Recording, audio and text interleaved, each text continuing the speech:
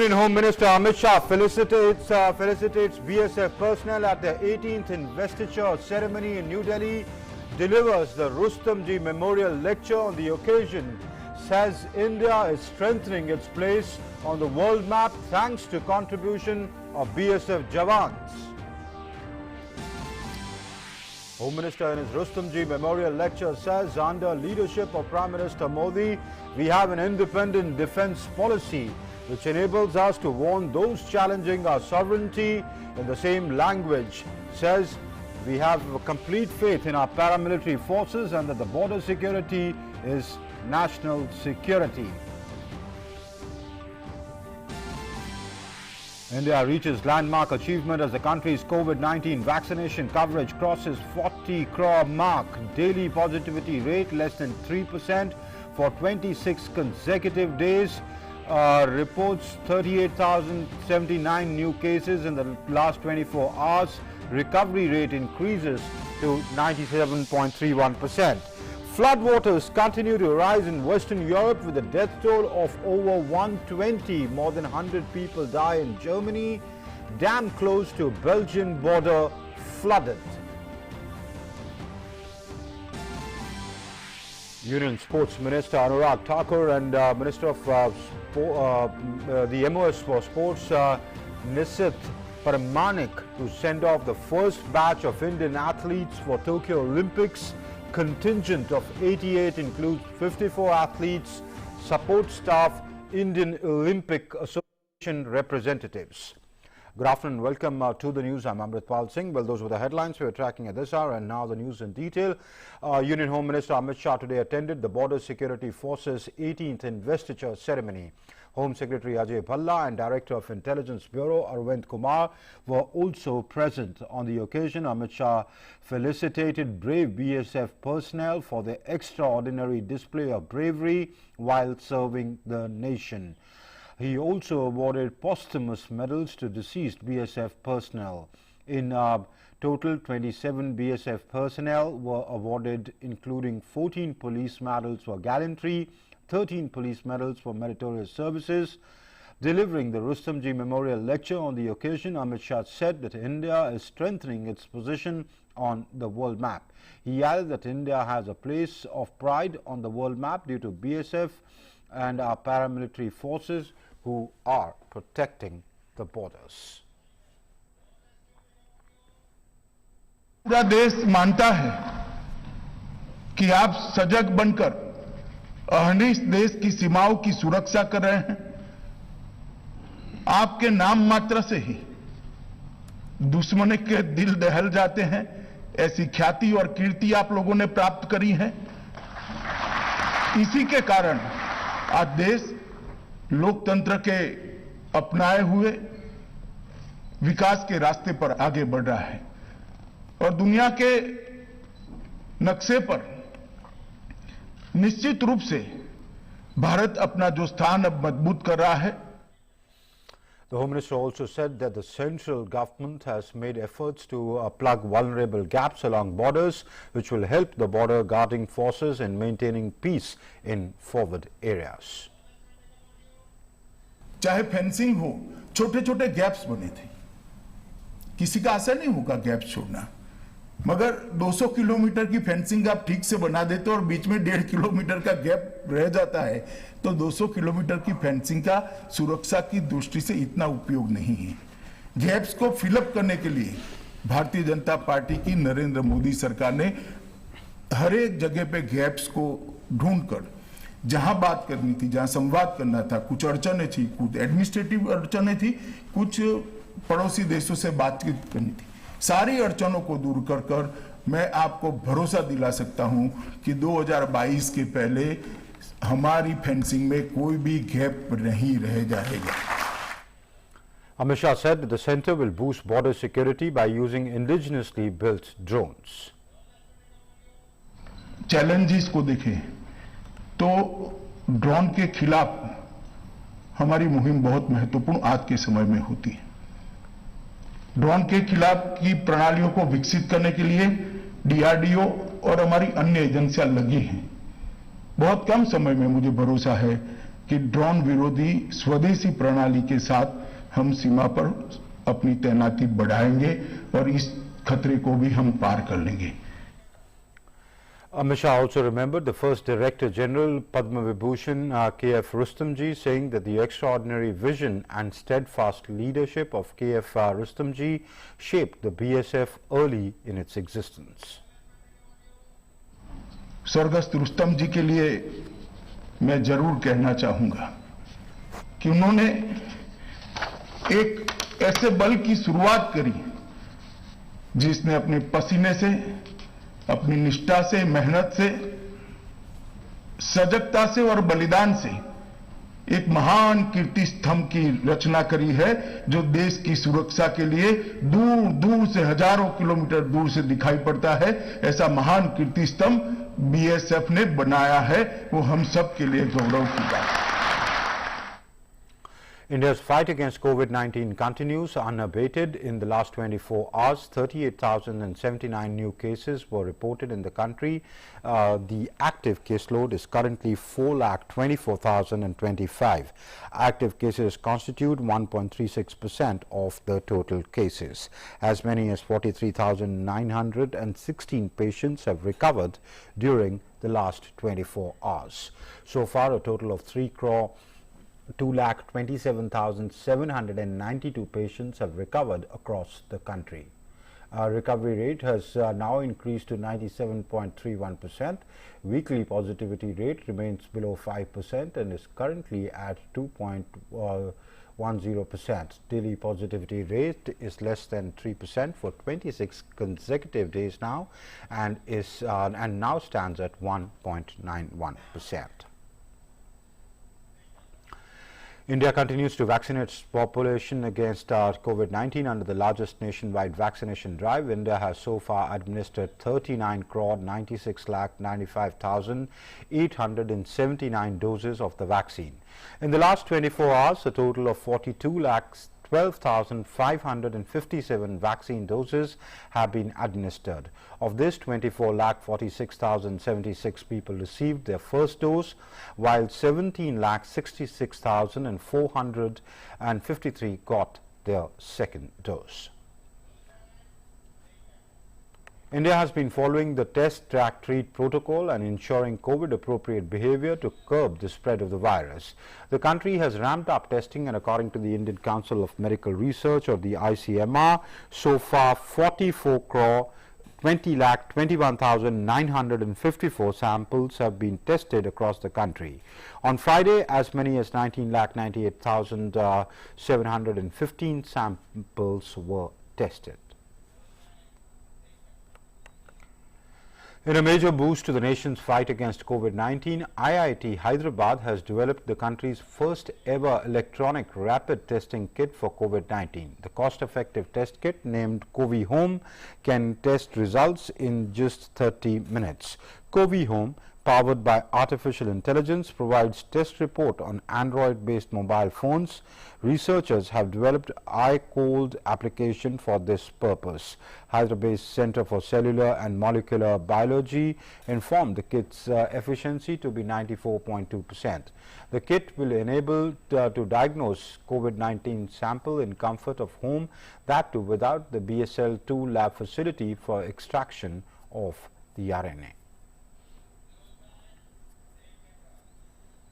Himachal Pradesh Chief Minister Jairam Thakur today reiterated that tourists must visit the hill state, but appealed them to follow all COVID protocols, including wearing face masks and maintaining social distance. He also said that recently a number of tourist towns, including Simla, Manali, Dharamsala, saw high tourist inflow. The state government has ordered districts to deploy police force to regulate and monitor traffic and warn people against venturing into rivers, etc. during rains. At places where tourists are in large numbers, enforcement of COVID protocols is being done. We've also asked hotel associations to implement SOPs for functioning of hotels. To curb the overcrowding and violation of social distancing protocols, the Pune administration has imposed prohibitory orders in several tourist spots in the district as the threat of COVID-19 pandemic persists. These spots include Bhushi Dam, various points at Lonavala and Khandala, the Singar Fort, Panchet, Varasgaon Dam, among others. The order said that assembly of more than 5 persons will be restricted and people will not be allowed to venture into water bodies and go under the waterfalls.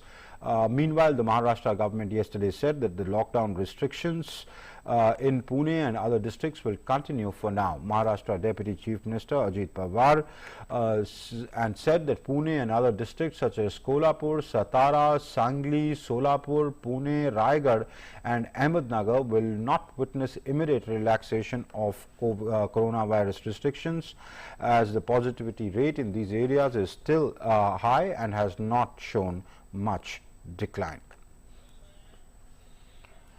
Kerala will witness relaxed lockdown restrictions on July 18th, 19th and 20th on the occasion of Eid al-Azha or the Bakr Eid, which falls on the 21st of July.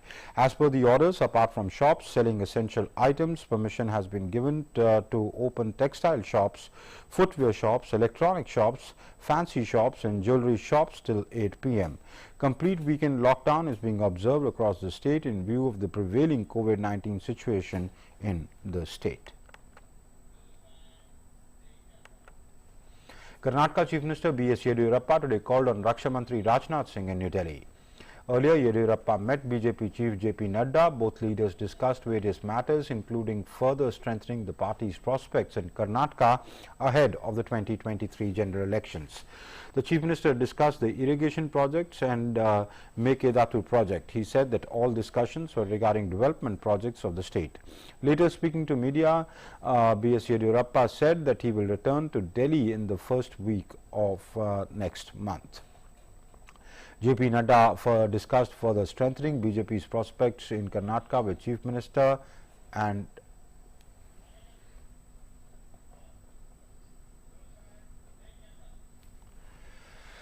Himachal Pradesh Chief Minister Jairam Thakur today called on Union Minister Anurag Thakur in New Delhi. Chief Minister congratulated Anurag Thakur on his elevation as Cabinet Minister and added that it was a matter of pride for the state. Chief Minister also discussed about strengthening sports infrastructure in the state, especially construction of indoor stadium, which could help young sportsmen of the state. Anurag Thakur assured of all possible support to the state. Rajya Sabha MP Sharad Pawar today met Prime Minister Narendra Modi. Later in a tweet, Sharad Pawar said that both had discussions on various issues of national interest.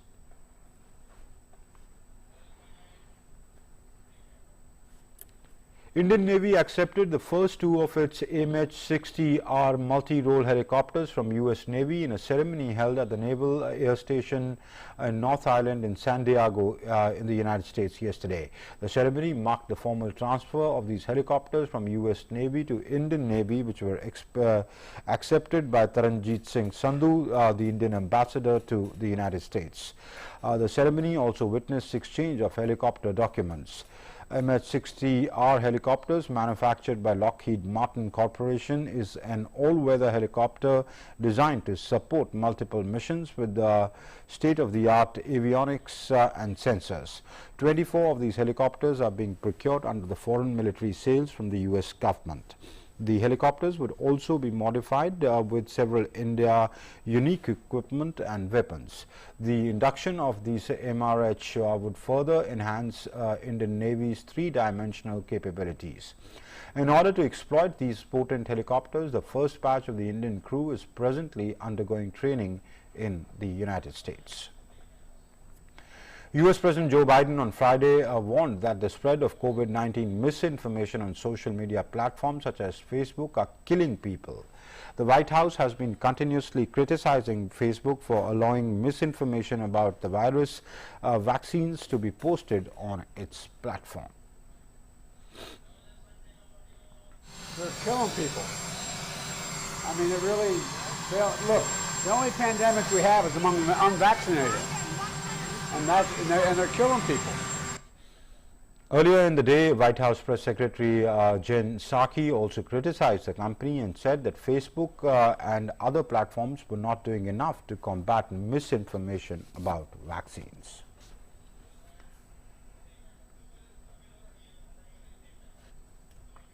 In the United States, day after the country removed mask mandate, the nation's second largest city, Los Angeles County, has again made wearing masks at public places mandatory. The new order will come into effect from Saturday night before the midnight. The public health officials of Los Angeles County are again struggling to tackle the alarming surge in cases of highly contagious Delta variant. The announcement follows 6 straight days of more than 1,000 new COVID-19 cases reported in Los Angeles County. Across the country, health officials have also urged residents who have not yet done so to become vaccinated. The Australian city of Sydney today ordered a shutdown of building sites, banned non-essential retail and threatened fines for employers who make staff come into the office as new COVID-19 cases kept rising 3 weeks into the city-wide lockdown. The city of 5 million people, Australia's largest, has been under lockdown since June 26 with a planned end date of July 30th. According to authorities, an airport transit driver brought the virus into the community and sparked an outbreak of the highly infectious variant. More than 1,000 people in the city and surrounding districts have since tested positive. Stores that remain open in Sydney include supermarkets, pharmacies and hardware outlets. Neighbouring Victoria State also reported a jump in daily COVID-19 cases to 19 from 6 the previous day, raising fears it may extend a short lockdown that was scheduled to end on the 20th of July.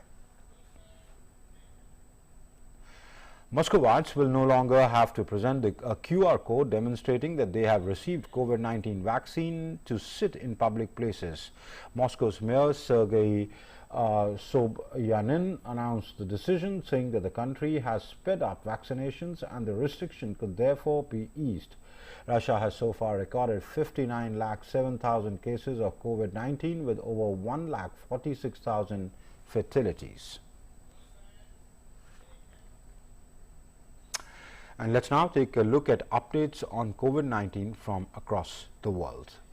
More than 19 crore 3 lakh people worldwide have so far tested positive for COVID-19, while the number of recoveries stand above 17 crore 35 lakh. The deadly virus has claimed lives of over 40 lakh 93,000 lives globally.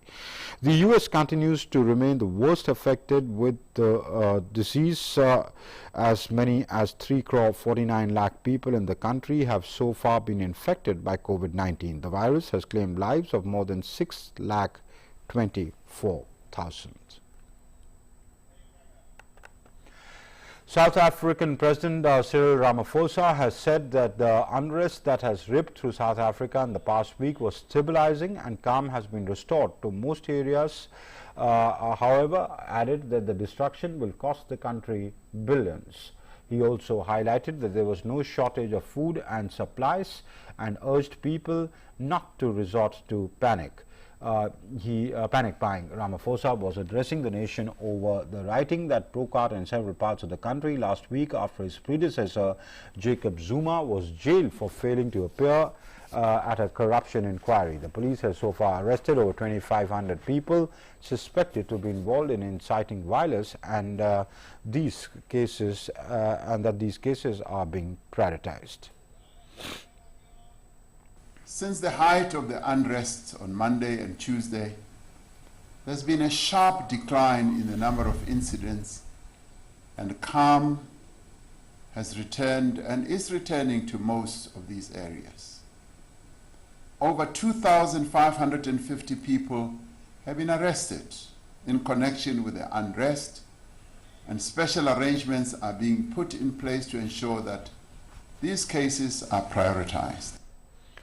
European countries continue to bear the brunt of flash floods. In Germany, rescue workers searched flood-ravaged parts of western areas of the country for survivors as water levels remained high in many towns and houses continued to collapse in the country's worst natural disaster in half a century.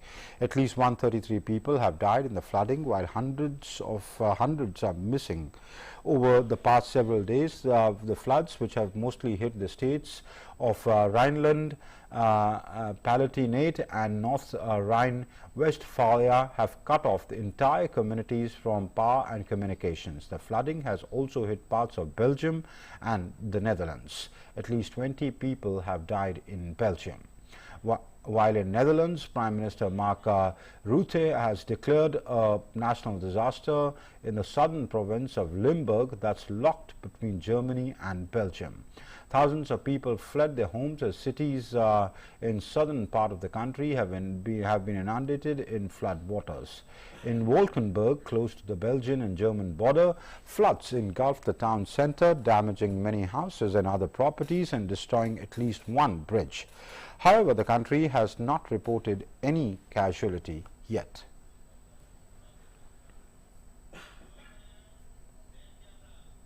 And in the United States, in Oregon, a sprawling wildfire raging mostly unchecked for over a week in the southern Oregon forced firefighters to retreat for the fourth straight day as it expanded to become the state's fifth largest blaze in more than a century. The bootleg was ranked as the largest by far of the 70 major active wildfires, as having burned more than 1 million acres in 12 states. The fire till now has scorched approximately 241,000 acres and has destroyed at least 21 homes and 50 other structures. On Friday, the Oregon Department of Forestry listed 5,000 plus homes as threatened and about 3,000 more than a day earlier. Meanwhile, experts say hot, dry, windy conditions were expected to worsen over the weekend, while meteorologists forecast the arrival of yet another major western heat wave, the fourth since early June. Scientists have said that the growing frequency and intensity of wildfires are largely attributable to prolonged drought and increasing bouts of excessive heat that are symptomatic of climate change.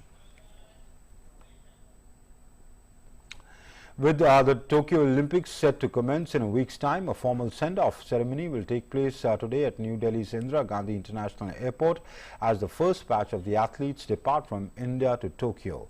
The contingent of 88, which includes 54 athletes, support staff and the Indian Olympic Association representatives, will be given a formal send-off in an event where Union Minister for Youth Affairs and Sports Anurag Singh Thakur and Minister of State of the Ministry of Youth Affairs and Sports Nisit Pramanik will be present. Athletes and support staff in 8 sports: archery, hockey, badminton, table tennis, archery, judo, gymnastics and weightlifting will be departing from New Delhi today, with the largest contingent being of hockey. To ensure the safety of the athletes, all dignitaries attending the event will have had their COVID tests done. Only those with negative reports will be attending the event. All social distancing measures have also been put in place on this occasion. 127 Indian athletes have qualified for the Tokyo Olympics, which is a record overhauling the 117 that was qualified for the Rio Olympics. Indian tennis player Sumit Nagpal is now eligible to compete in the men's singles event at Tokyo Olympics. Nagpal was ranked 144th on June 14th when ATP rankings were to be considered for direct entries. Another specialist singles player, Pranjesh Guneshwaran, just missed the Tokyo criteria as his ATP ranking on the cutoff date was 148. The deadline for accepting tennis entries closes later on Friday. The stringent protocols under which games are being held and the fear of contracting coronavirus has forced many withdrawals that kept lowering the cutoff mark. Meanwhile, with less than a week to go for the much-awaited Tokyo Olympics, there is bad news for fans. The Tokyo Olympics has registered its first COVID-19 case, and that has created a panic in the Games village. Spokesman for the Tokyo Organizing Committee told a press conference that this was the very first case in the village, and was reported during the screening test. The committee refused to reveal the identity of the person and said the person who has been removed from the village where thousands of athletes and officials are housed for the duration of the games. The person is currently staying at a hotel. It has been reported for the first time that a screening test has shown that one person who was in athletes village has been infected with coronavirus. This person tested positive in the PCR test, and right now this person is confined in a hotel. And that's all in this newscast. Thanks for watching. Namaskar.